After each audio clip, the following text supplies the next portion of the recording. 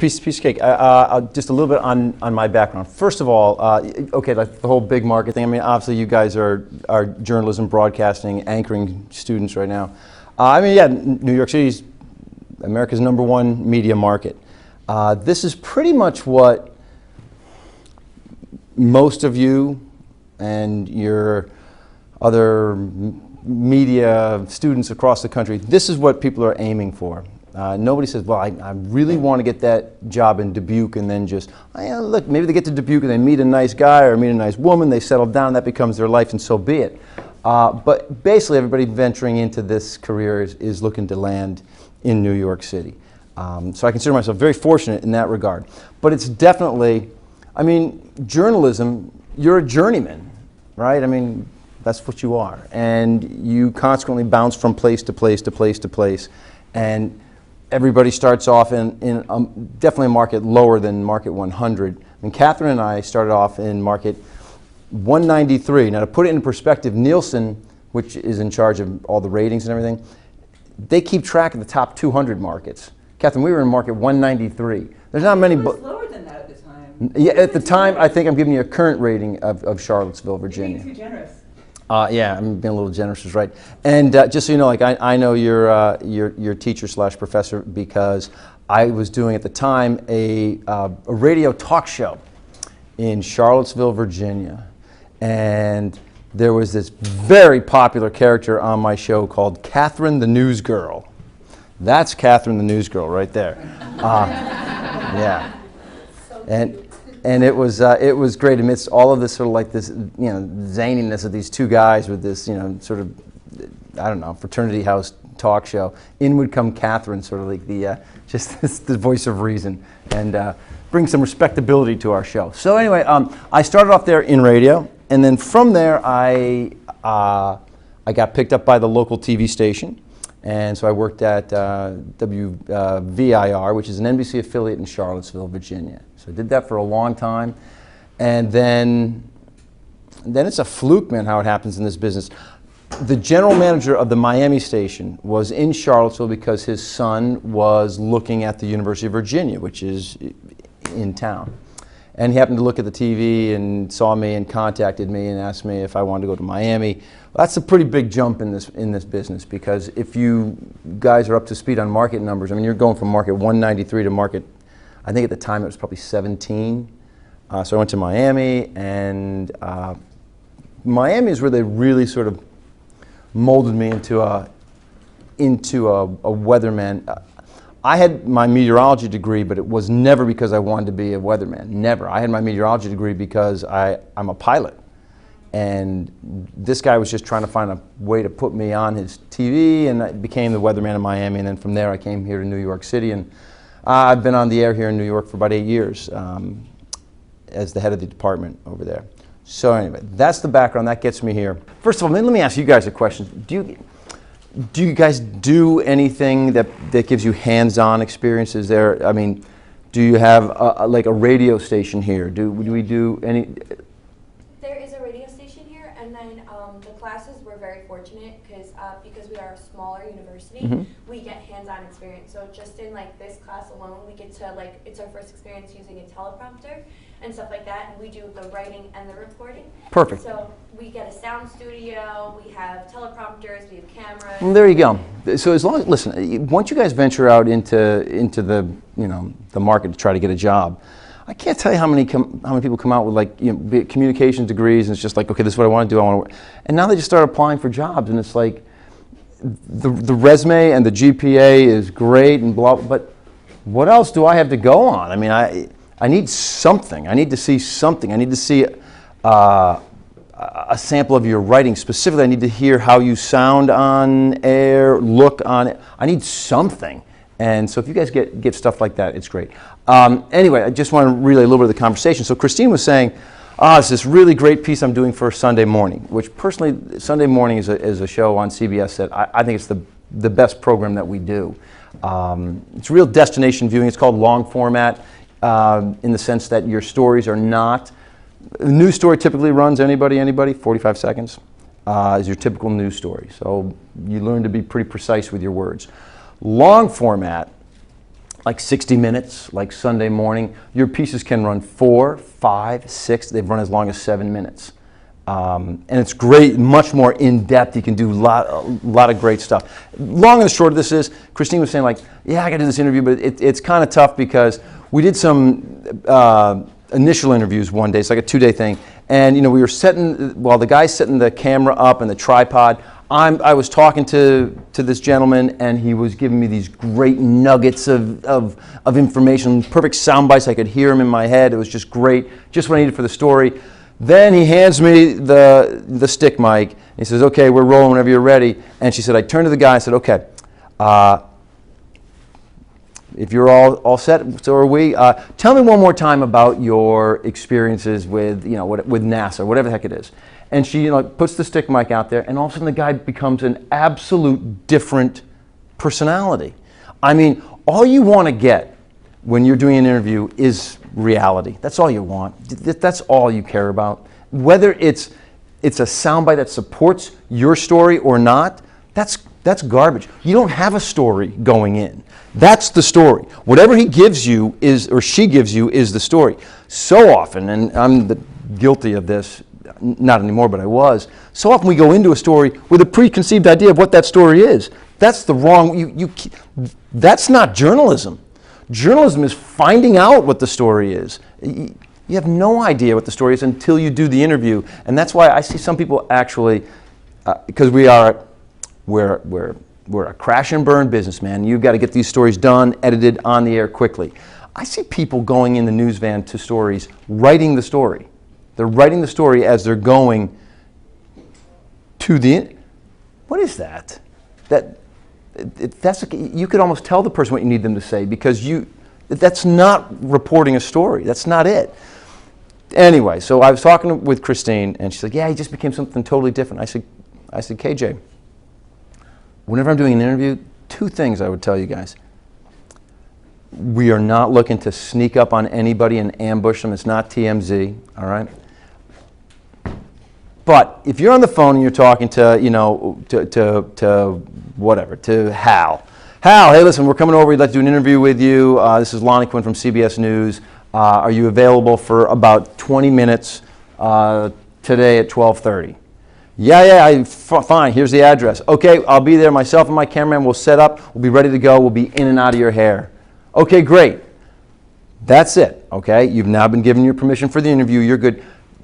I find, only because I've learned, the minute you say, okay, we're ready to begin, if you're ready. No, you've already been given the access to the interview. He's agreed to it. It is, in fact, the guy you're interviewing. I never make a distinction between, I just don't want them to go off of, I mean, all my questions are on topic. I'm not sitting there asking any, sordid things. It's what we're supposed to be talking about. But I never say, okay, we're going to start now, because they just always instinctively change the minute they know, okay, well, this is not being, okay, well, and then they become like PR people, and that's not what you want. You want to get the reality out of the whole thing. The other thing is, as far as doing like live interviews, which was, Catherine said, well, I had anchored news and I anchored weather. I did all that, and I was lucky enough in Miami when I was there. I had my own hour-long talk show. It's like a 10 a.m. show.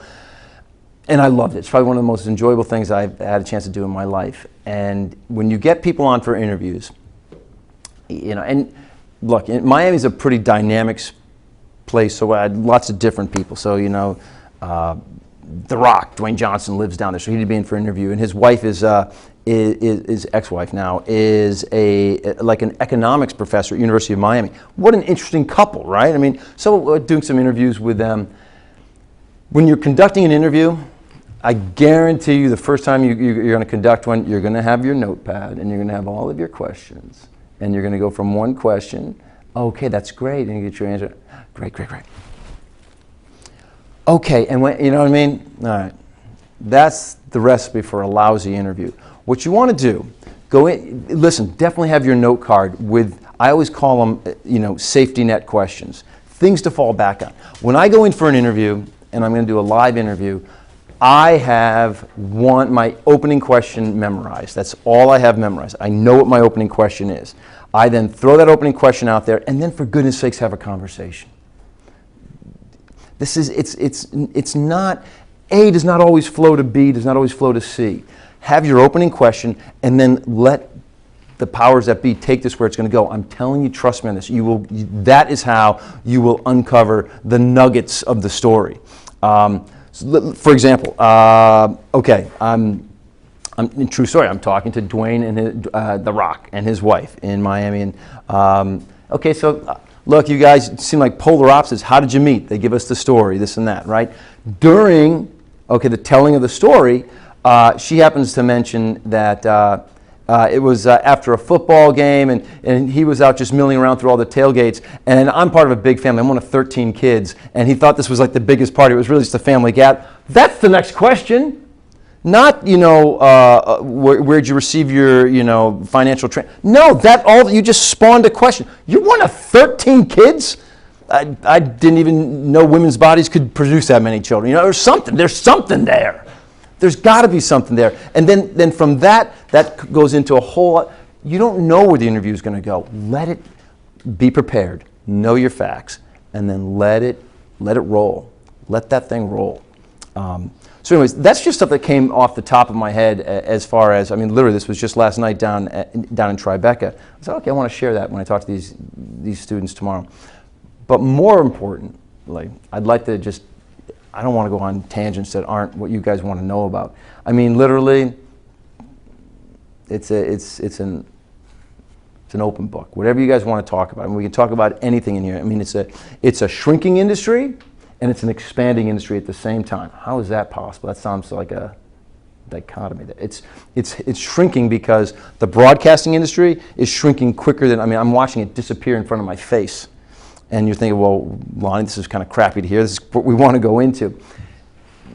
Yes, and that part is true, but it's expanding, at a much greater speed with all the other avenues, like internet stuff. CBS, we now do an entire 24 hours a day, 7 days a week. We put that product out on something called CBSN, which is an internet product. And come on, there's bandwidth is such that there are more sites and more places for you guys to get jobs than there ever were when Catherine and I were looking for jobs initially.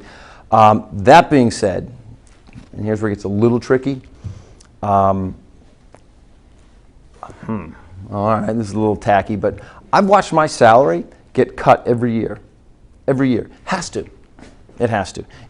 Gone are the days of ABC, CBS, NBC, and Fox, 4 networks out there competing, getting huge chunks of the pie, right? Those days are gone. Look, even if you have basic, I don't even know what basic cable service offers anymore. What is it, maybe like a basic 50 channel? I don't know, some huge selection of channels. Well, that pie is now cut into 50 pieces. God forbid you've got one. Actually, I do have it, but I think my cable gives me 100 or 1,000 and over 1,000 options. And I know some of them are music, but it's like over 1,000 options. That pie just can't support itself. So, yeah, anchor salaries, writer salaries at the network are getting smaller, not bigger, but other avenues are opening up at the same time. So it's kind of a yin and yang sort of setup. But anyways, do you guys have anything that you're curious about? Because more importantly, I'd like to find out what you need. Yeah. So you were speaking about the job search and how there's so many different outlets now. I'm a senior graduating in May, so I was just wondering with you, how did you transition from schooling and being in that atmosphere to going into the professional world and building your resume, things like that? Okay. All right. I'll give you my story. I'll give you my thoughts on some things to do. All right. This one is a little convoluted, but yeah. So, and I don't think, Captain, you and I were even looking to go down this road, but I had worked as an actor on All My Children for about 5 years. I was a character actor. I was a character on All My Children. Now you're saying, how the heck did that happen? Well, I did come out of school with the broadcasting degree out of Boston College. I did my internship at WBZ up in Boston. And while I did my internship, something very valuable came out of that internship. I realized I wanted no part of local news. I hated it. I hated it. And so now I'm sitting and I'm but yet my internship was being done my second semester senior year, like you. And I'm like, oh, what am I going to do now? I mean, I can't very well change my major. I graduate in 2 weeks. I'm thinking like, what do I want to do? What do I want to do? And that's when whatever, I had got nothing to lose. I said, all right, I'd never done a play in my life. I never did anything. I said, I'm going to go to drama school. Went to drama school, got very lucky, and got out of school. And within 2 weeks, ABC had put me under a nice contract for a long time. So I did that.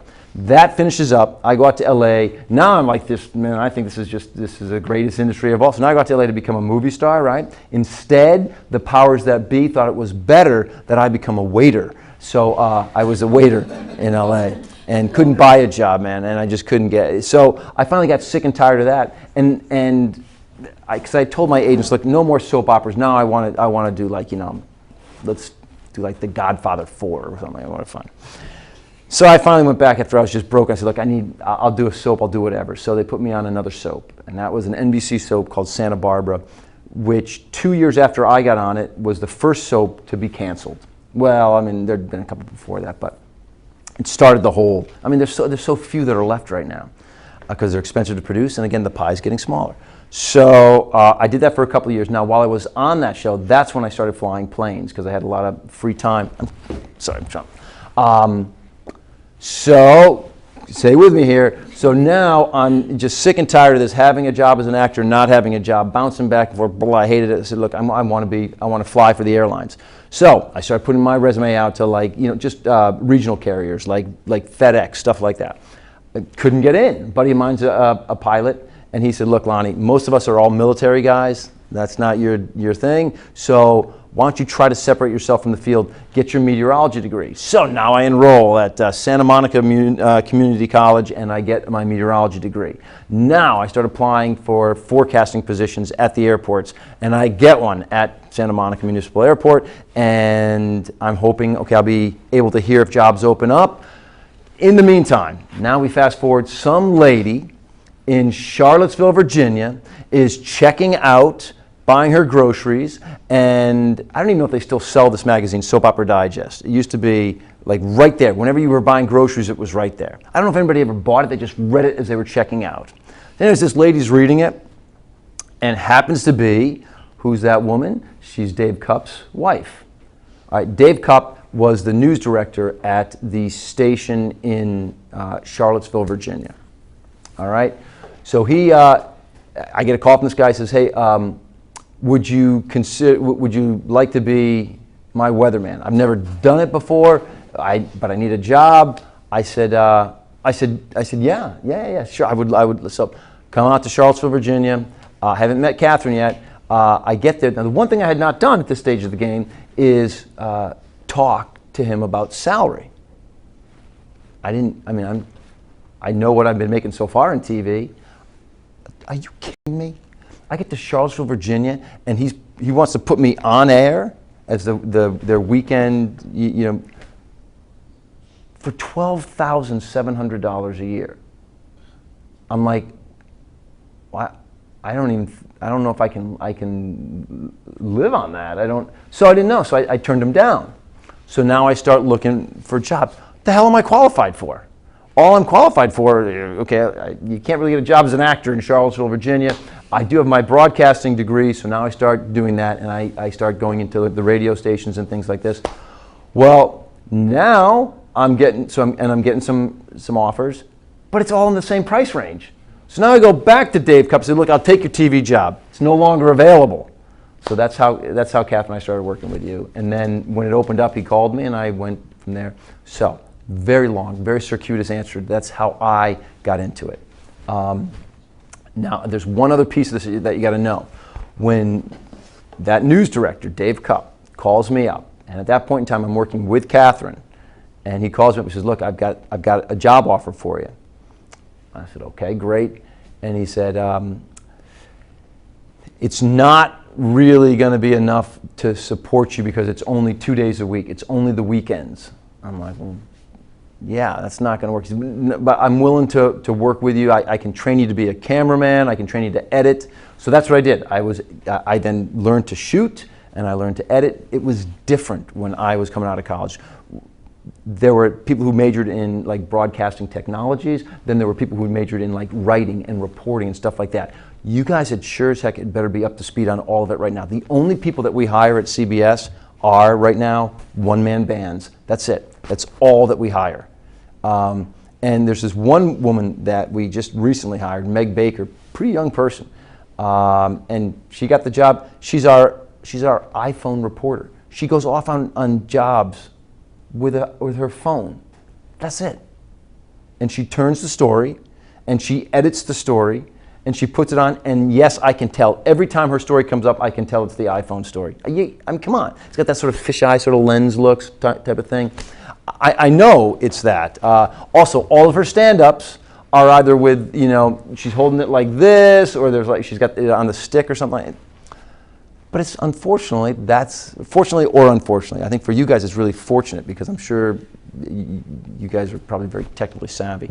That's the way you got to wear as many hats as you can in this industry, as many hats as you can. So when you go in for that interview that you're asking me about, and how do you get there, the kiss of death right now. What do? Well, I'm an anchor. Okay, so that's all you can do for me. Is I'm gonna put you in the chair and that's it. Can I see your writing? Don't really do a lot of writing. I'm really good with the prompter. You're not gonna get those days are gone. Those used to be the days where these stunningly beautiful women and model men would read words. That's not how it is anymore. I mean, even like Scott Pelley. Scott Pelley, Scott Pelley's a great journalist, and he's the managing editor of the. I'm sorry. I grew up with his son, Reese Pelley. Really? Yeah. Okay, wait a second. Why am I not here? I'm sorry. I grew up with Mr. Pelley's son, Reese Pelley. Really? Yeah. Because oh, wait a second. Because Scott himself is from Texas, right? And then now they live. Moved to Darien, Connecticut. Okay. Yeah. Well, he's killing it. I mean, come on. Yeah. Yeah, that's why he's living in Darien. That's pretty much about, yeah. That would be the tip of the iceberg. I mean, that's what we'd all love to get to. But Scott's got the best gig going, and he's also a really good guy. And he's the managing editor, okay, of CBS Evening News. He's the main anchor, but he's also maintaining his job. It really is the face of 60 Minutes. So he gets to do it all. All right, an even longer answer to your very first question. I know other guys and women here have questions.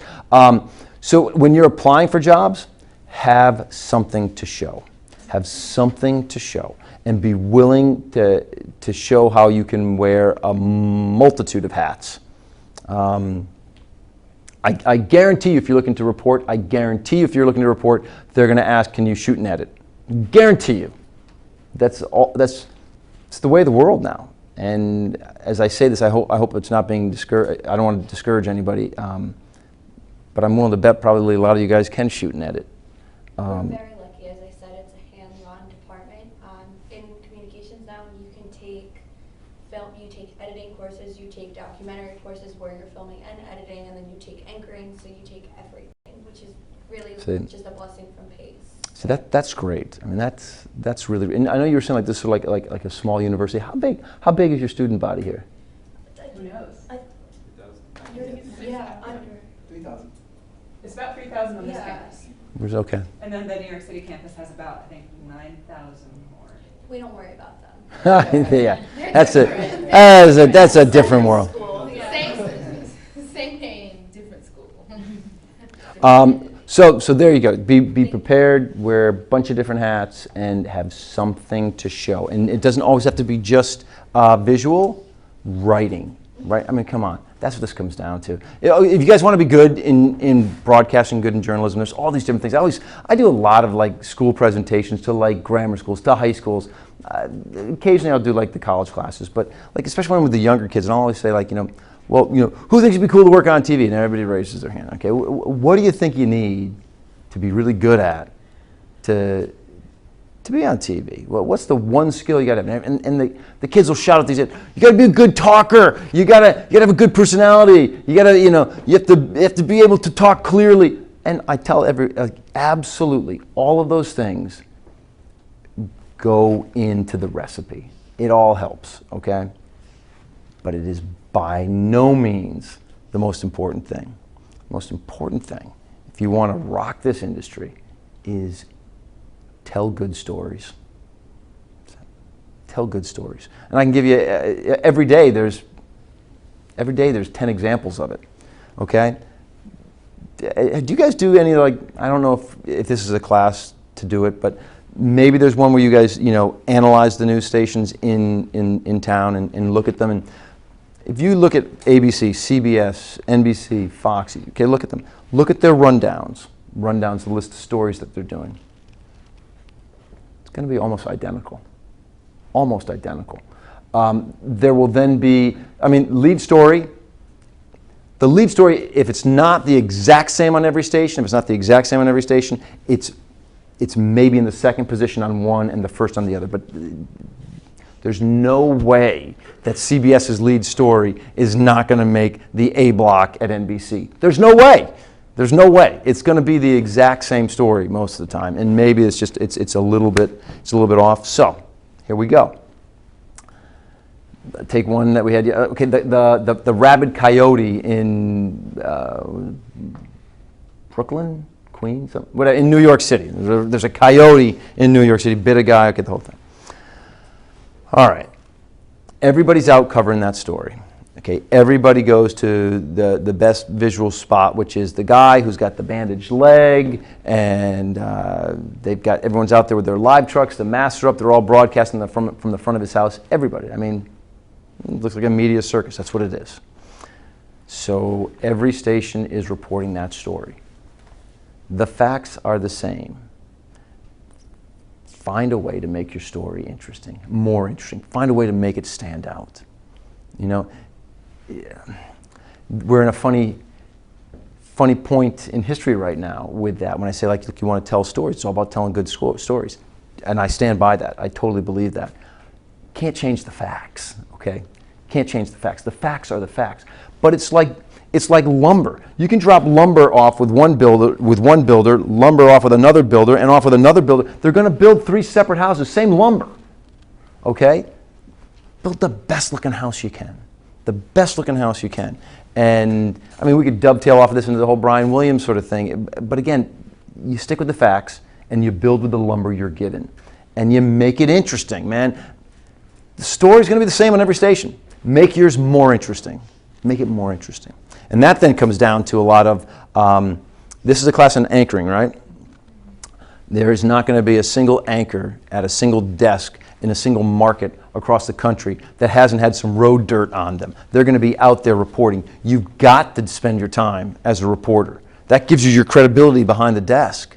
So you got to be out there doing that. So when you're out there turning your stories, and big markets, every reporter goes out and your assignment is that story, but you know darn well you're turning a package. You're bringing them back a package. Big markets. Smaller markets, it doesn't always happen that way. A lot of VOs, a lot of VOSATs, stuff like that, okay? But most of the time you're going to be turning a package. When you turn your package, there's going to come a time where the anchor is going to be included in that package for the stand-up, right?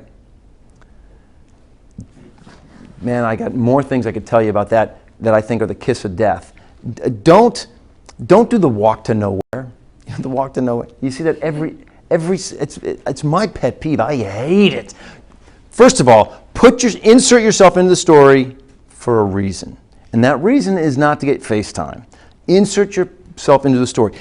You are there to verbally tell and to show a portion of the story that can't be told by anything else, okay? Maybe, for example, my goodness, I don't know why, but you're there for a reason. I see way too many anchor stand-ups where the person is just walking down a random street. They're just walking. It has nothing to do with the story. They're just walking. So it was 4:41 in the morning, and it's the walk to nowhere. They walk up to the camera, and then they just, and that's it. Be there for a purpose. Be there for a reason. Make your story more compelling, and make it jump to the next point that you're trying to make.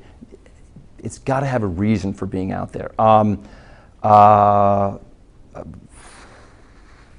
and I don't have a story off I'm making one up right now. I'm making it up. Okay, let's say there is a children's toy that has that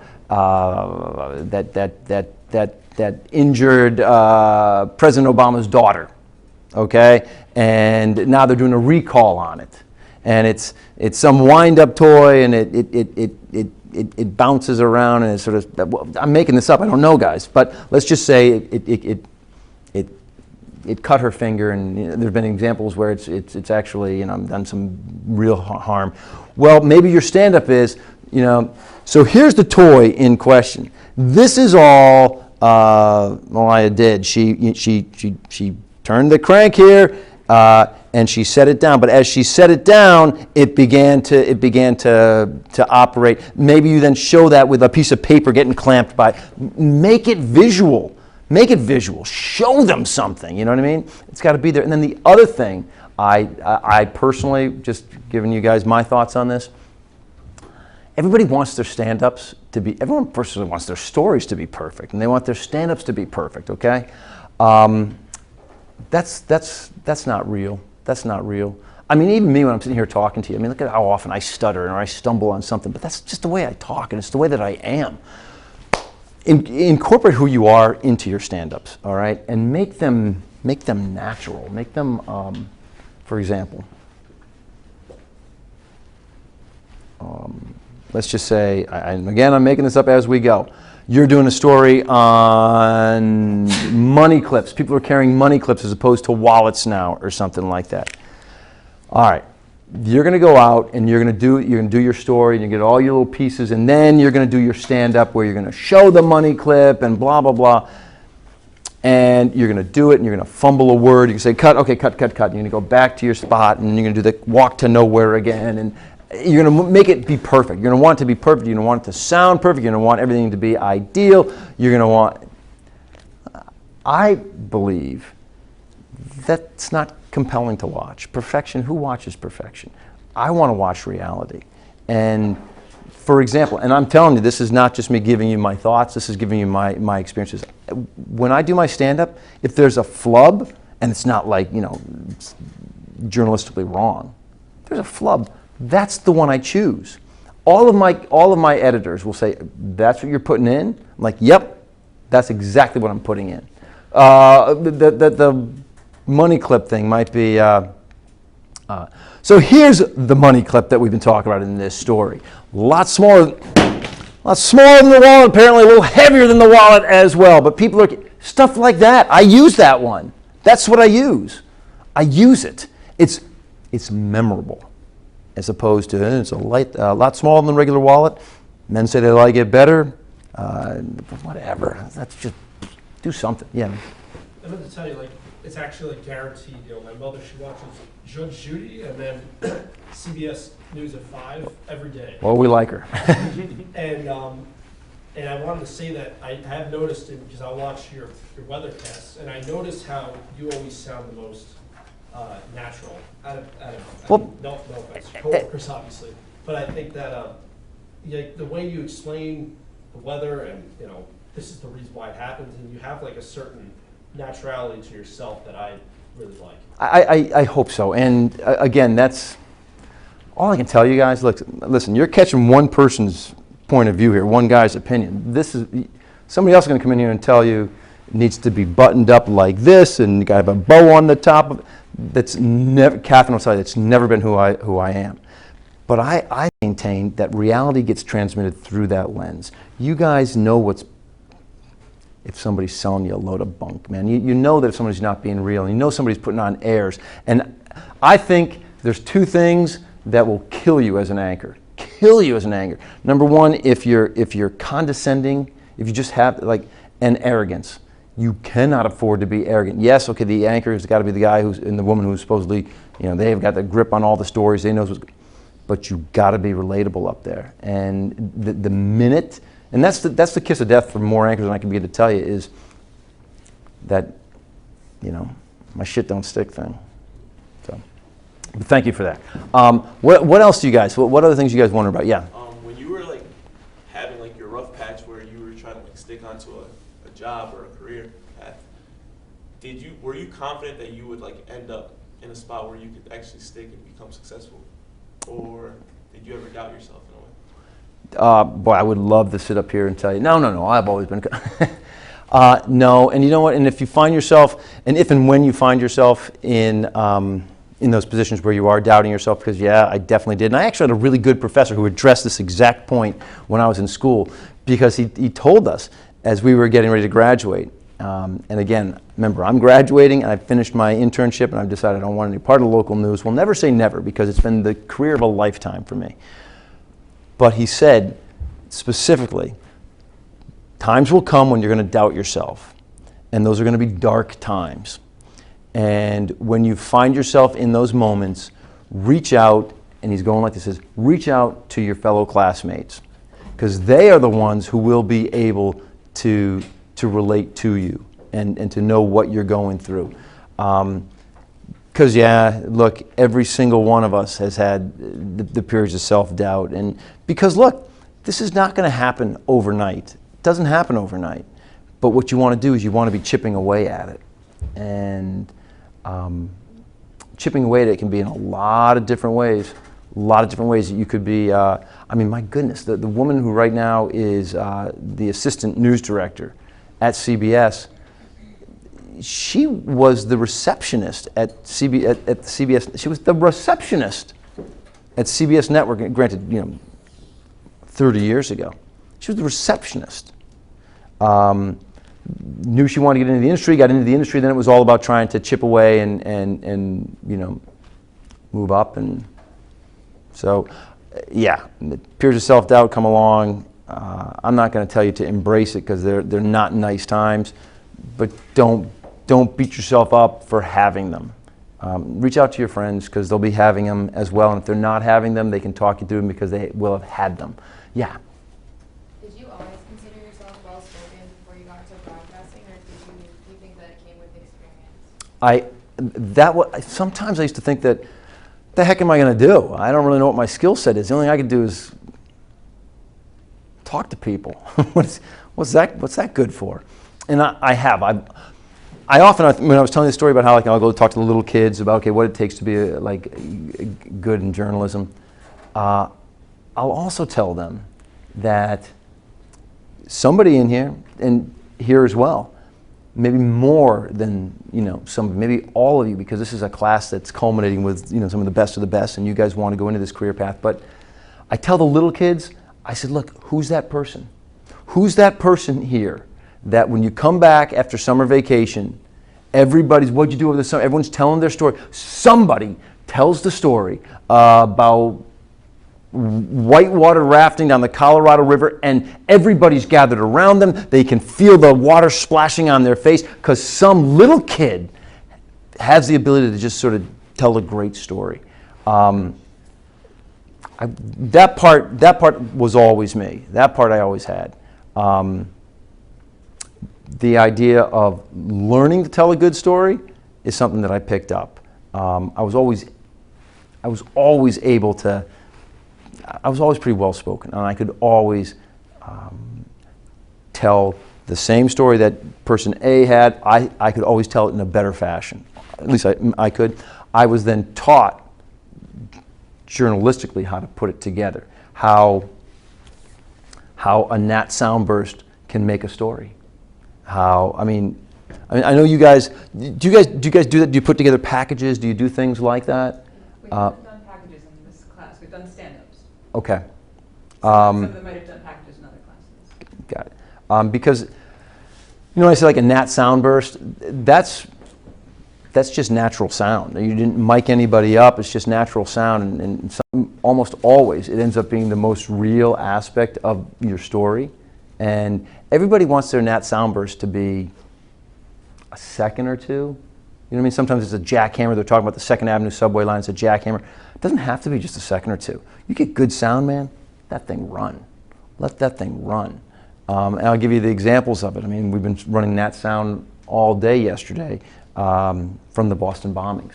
Because, the marathon was run yesterday, so they said, look, it's the 2nd anniversary, and then they go to the Nat Sound. Well, that Nat Sound burst runs about 12 seconds, because it was just the cell phone video that was all kind of crazy and mayhem. So there's that. Yeah, I think being able to tell a good story was always sort of a part of who I was. I mean, there's no doubt that this career path, and I told you mine was very circuitous. It's funny how like the good Lord works, because I've landed in something. I never ventured into this to be the weatherman, ever. And I almost can't think of a better career path for me at least.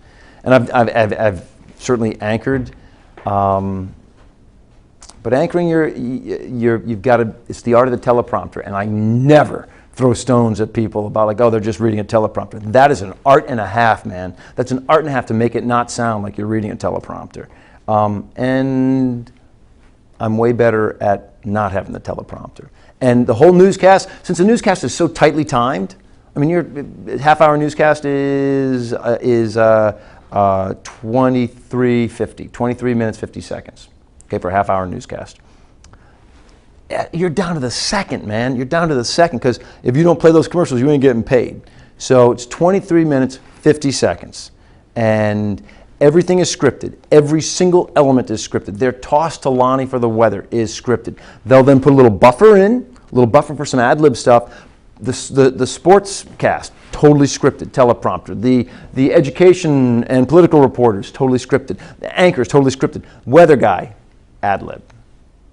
I get to work, learn my stuff. I know my weather patterns. I know what's going to happen. I put my forecast together, and then I come up with the best way, I think, to tell the story. Yeah. Now I was going to say something with like Storm Juno, where it was like a complete, like, I don't want to say that everybody got it wrong. It just kind of ended up different. Did you receive a lot of backlash for that? Okay. Let's think about what he could possibly be talking about. Look, I have made a career here on nailing some big storms. And sometimes if you're going to make a career on that, think about it. If everybody's got the same forecast, nobody's making a career.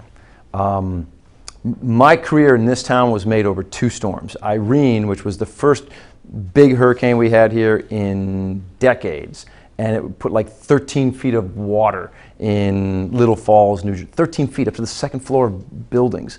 But it was a storm that was more, the phrase I used on air, I said, look, this storm's going to be more about the water than the wind.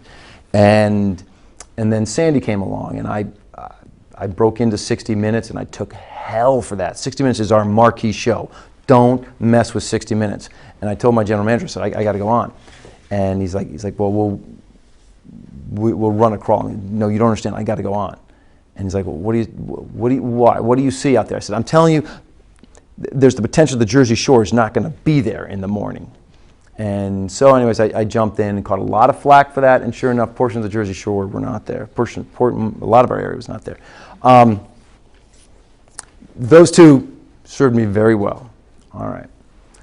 The next big event, which didn't serve me as well, was the forecasting of 2 to 3 feet of snow in New York City, and New York City got 9 inches. So you're off there by 27 inches, yeah, I think. Interesting part about it is, if you go 80 miles east, you had your 3 feet. 80 miles in the atmosphere, I mean, that is a burp for Mother Nature. That's nothing, but it is what it is. So I don't want to skirt not answering your question. Okay, what was that like? Did I catch any backlash from that? Yeah, and you do, and I can only tell you again, this is just my opinion on how I handle it. I don't know if it's the right way to handle it or not.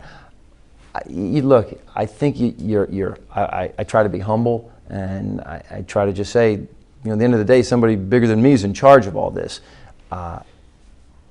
Trying to give you my best take on how things are going to work out, and but look, there was a lot more than just there's like hate mail, and there's pull Lonnie off the air. This cost us hundreds of thousands of dollars. Forget about New York City; it cost them millions of dollars.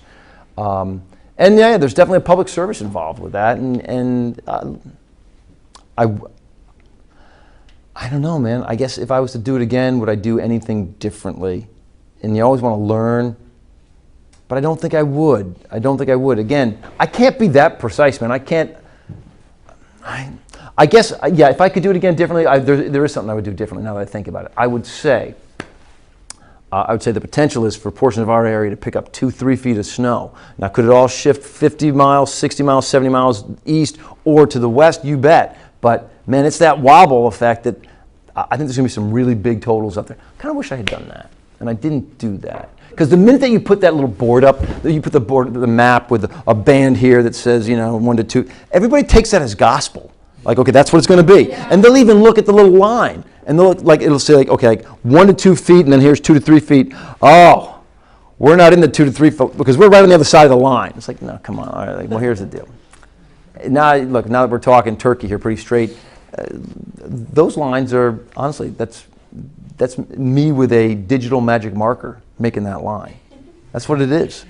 I mean, It's not science. I think it's going to go right. You know what? Let's put Valhalla in it. I mean, it's yeah. So anyway, yes. I have a question. Do you feel that as a weatherman you have more leeway to kind of allow your creativity to show? Because, I mean, there are broadcasters who I've actually had the pleasure of meeting who work, at CBS, and they're more, I don't want to say, they're not as... stoic, they're not as animated, they're not as... I mean, it's why I told you it's just funny how the world works, because it was never my plan to fall into this position, and there is no better position for me. I mean, I've done all these different things. In journalism, I've done all these different things, and I love my storytelling. I used to love the packages I did in Charlottesville. I used to love all that kind of stuff. I called them my mini movies. It was one of my favorite things I did. But as far as being on air, there is no comparison, for me at least. Okay, granted, the male anchor is considered the captain of the ship. All right, well, that makes me Gilligan, and I don't care. That's exactly what I want, because you're right. I get to show a lot more of who I am as a person. I get to talk about, I don't know what I get to talk about. It just comes out sometimes. I have no idea, but it is. There's a freedom to it that suits me to a T, and it does. It allows me to be more myself, and that's the other thing I would tell you guys. I think a lot of you, if and when you get the chance, and I should say when you get the chance, because if this is truly something that you want to do, don't let anybody say, oh, that's just too competitive. You got to have something to fall back on. That's not what this business is anymore. There are so many different venues. Trust me, you're going to work your tail off. You will work your tail off. If you want to work on air, you will work on air. That's it. You will do it. Yeah, there's too many avenues now to run down. There's too many places that are doing. I mean, I remember when public access started coming out, okay, and public access cable, okay. Every community started having a little public access station. Well, that all of a sudden bumped up a lot of opportunities for people. Now there's a bazillion things like that, a bazillion of those. If you want to work on TV, you will. So let's just say you're going to get to the point where you're behind a desk, and maybe first time you're behind a desk is going to be something exactly like this. Okay, it's not going to be all the glitz and glam. It's going to be just like this. There's going to be a camera just like that. And inevitably, almost all of you will go into your very best Tom Brokaw impersonation. It's what we all do, because we think that's how it's got to be done. I would tell you from day one to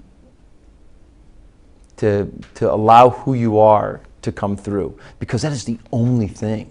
That's the absolute only thing that separates you from the next person in line who wants the job as well. It's the only thing.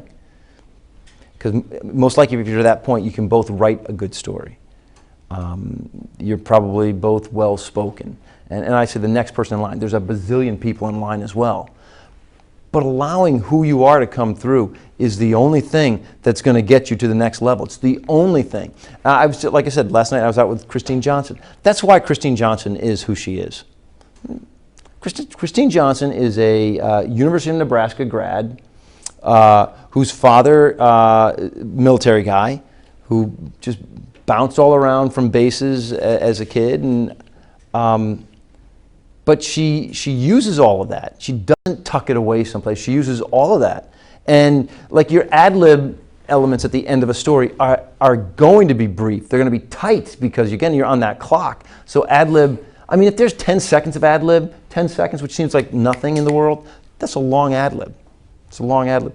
I'm always in awe of Christine, even more so than Maurice. And don't get me wrong, Maurice Dubois is about as accomplished an anchor as I've ever worked with, ever. But as far as being super relatable to the world, no, KJ's just like, she almost seems like she's like, well, she is. I mean, she's got 2 young kids. She seems like a young mom up there, and she's the perfect foil for Maurice, who's just so professional. You know what I mean? Just so professional. And then there's KJ, who just sort of then will just sort of bounce that little quippy comment in there. It's always, I told her, I said, you never screw up. You never like say something that's going to like, uh-oh, you're getting called into HR. Nothing. It's just always, yeah.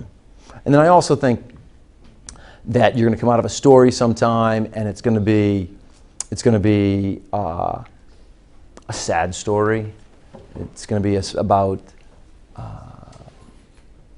pick a sad story. I don't know. You got a little boy who lost his battle with leukemia or something like that, but the community rallied around him, and you're going to come out of that story.